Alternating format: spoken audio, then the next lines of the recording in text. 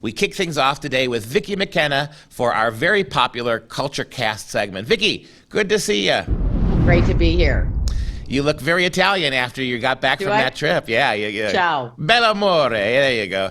All right. So anyway. Ciao. So I've been saying this all for the last 9 days. Yes. So now that you're back in American soil, we unfortunately have to go back to the realities of American life. And one of those is just how out of control the American public schools are. In fact, they're so out of control that a popular and very articulate defector from North Korea, who was a forced sex worker, who now has a child of her own in America, is comparing the American experience, public school experience for her kid, to what she suffered in North Korea. That's how ideological it's become. Take a look at this short clip.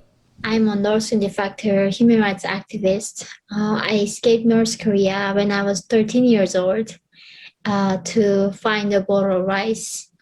And that journey led me to become trafficked in China and sold as a child sex bride.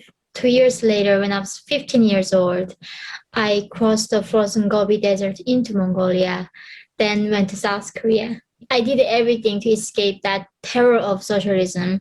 And in America, my son is in some ways getting educated to think like a socialist. Hitler's youth, Mao's youth, and Kim Il-sung's youth, they always go for young children because they haven't lived a life enough to have a critical thinking skills. Their brains are very plastic, very malleable, and easy to observe information and believe it, and innocent. Well, not only was she tormented by the North Koreans, but when she escaped to China, they sold her as a child sex bride. How do you answer that, LeBron James and the NBA, with all your money making off of these people? But we answer that by not talking about it. We answer that by ignoring that. Yep. But her name's Yeonmi Park. She's got an extraordinary story. She's got a book called In Order to Live, which was out a couple of years ago. I believe she's got another book coming out as well. But now she has been in the United States since I want to say somewhere around 2013. And now she has her own child, and she's worried about what her child is learning. She's worried that certain words are not allowed and other words are redefined, and that he is being taught to hate himself or others, or to otherize, as the left always says, otherize groups. And she's seeing shades of North Korea. She's seeing shades of her childhood. The country of North Korea bans certain words. For instance, there's not a word for freedom, and there isn't a word for oppression. There are certain words that have been, Orwellian, in an Orwellian capacity, just eliminated. And so she's now seeing this with her young child in the public education system, and she's worried about what she's going to have to contend with. She never thought she'd have to fear America, and now she says she's worried.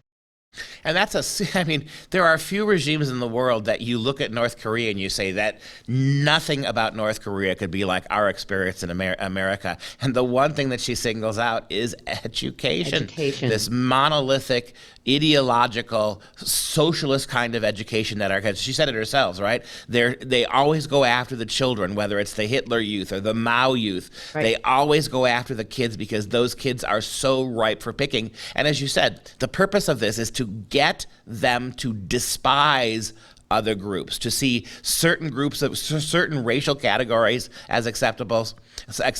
And as you and I both know, to be white in this format is to be demonic and evil.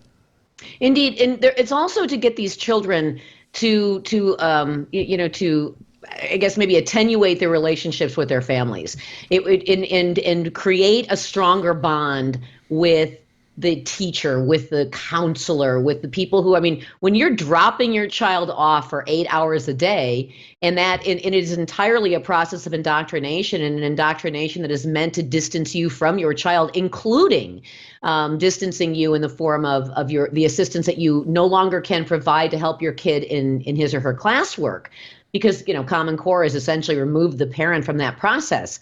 So when you add to the deconstruction of America and logic and truth, when you add to that a deliberate wedge driven between the child and the family, you're off to the races. I mean, she's exactly right. This is what Mao did. This is what Hitler did. This is what Stalin did. This is what North Korea does.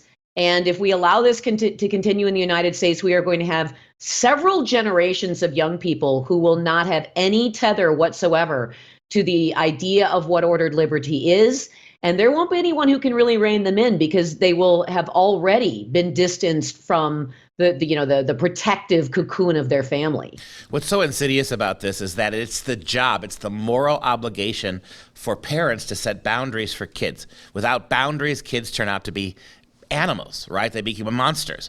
And yet what the public school system is doing in the name of socialism is tearing every one of those boundaries down in the name of false freedom and making kids loyal and dependent upon the state, not the mom and dad who are doing what's best for you by holding back things from you. But the public schools are now telling them whatever you want you can have, and it's your parents' fault if you don't have it. And parents say no, mom says no, dad says no, the schools say yes. And of course, it's all reinforced through social media. It's all reinforced through blue screens and peer pressure. Everybody, and they're also now deliberately and directly encouraging children not to share what they're learning in school with parents. They're essentially taking children into confidence and saying, we will protect you. And so now, which is why it is so easy to see the overt sexualization of children in classrooms right now, and why that's actually part of the plan and part of the process, and part of the way that a political group, part of what they use to separate children from the trust of their parents, and instead imbue that trust in complete strangers who do not have their best interests at heart. There is a story out from last week of a teacher who was at a pride parade who was asked whether or not she thought it was appropriate for so much sexual fetishism to be publicly displayed where children could be exposed to it. And she said, they're not my kids. I don't give a blank. What do you guys think about kids being at this event? Kids? They're not my kids. I don't give a They're not my kids. I don't give a Why would I give a about somebody else's kids? That's not my job. Thank you very much. As a school teacher, I approve this message. And that is exactly how your children are viewed by the public school system, as tools, as simply a means to an end, not as human beings who need to be protected. After the break, we're going to continue this conversation about, is it really appropriate, and the answer is yes, to align certain aspects of what's going on in our culture in education to what is happening in North Korea. We'll see you in a minute.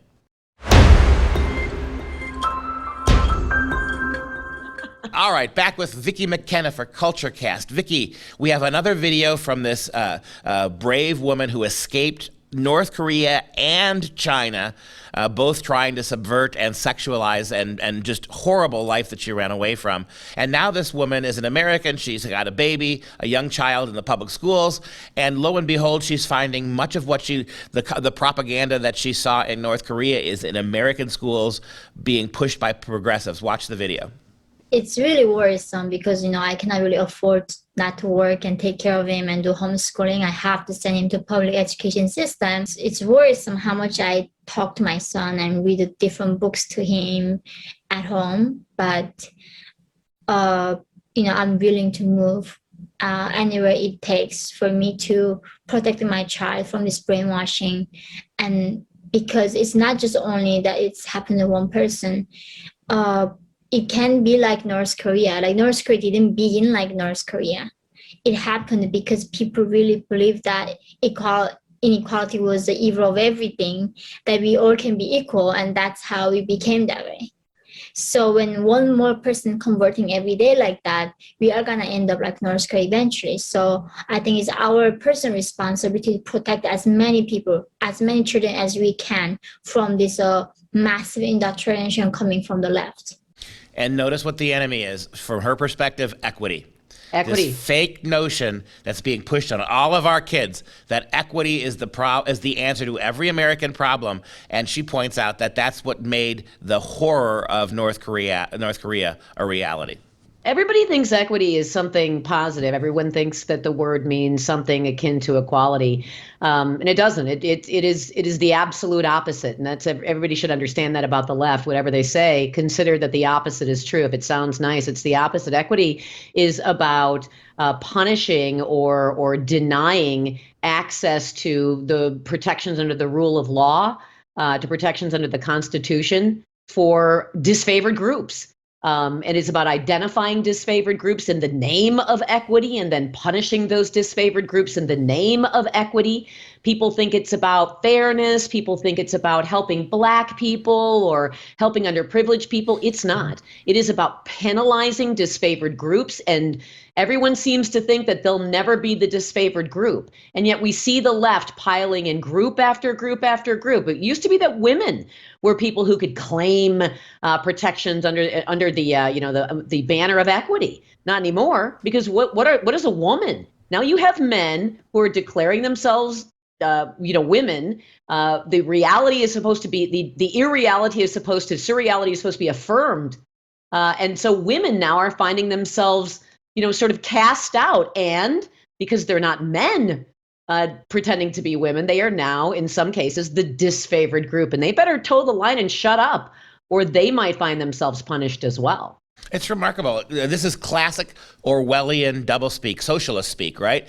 What equality, which literally meant equally protected under the law. That's the most you can hope for, right? Everybody, no one's favored by the law one over anybody else, has morphed into equity, which is the exact opposite of equality. Yeah. It is actually discriminating in the name of outcome-based solutions. It is discrimination, not equality. And yet, you're right, how slickly and how easily in the American public school vernacular, equity has come to be the only thing we talk about, and equality is forgotten. Equality, in fact, you talk about equality, you're treated like you're some kind of white supremacist. Equity, inclusion is something else. Inclusion isn't inclusion. Inclusion is exclusion.